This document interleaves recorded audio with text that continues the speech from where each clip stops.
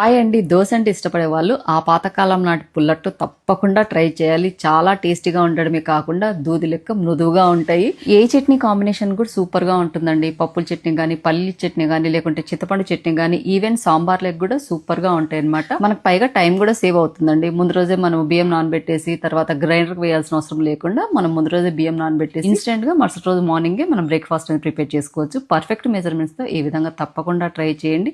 ఒక 2 గ్లాసుల వరకు బియ్యము, ఒక స్పూన్ వరకు నేను మెంతులు యాడ్ చేసి నీట్ గా వాష్ చేసిన తర్వాత ఒక 2 గ్లాసుల వరకు మజ్జిగ అనేది పోసి అలాగనే నానబెట్టానండి. అంటే ముందు రోజు నైట్ నానబెట్టాను.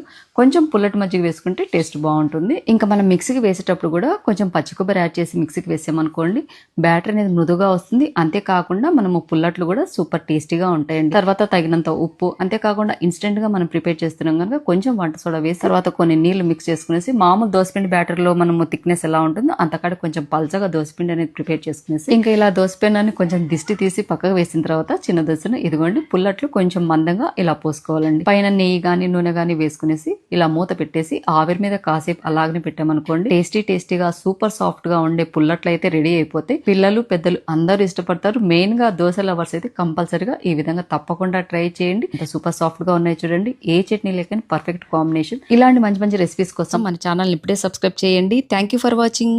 బాయ్ అండి.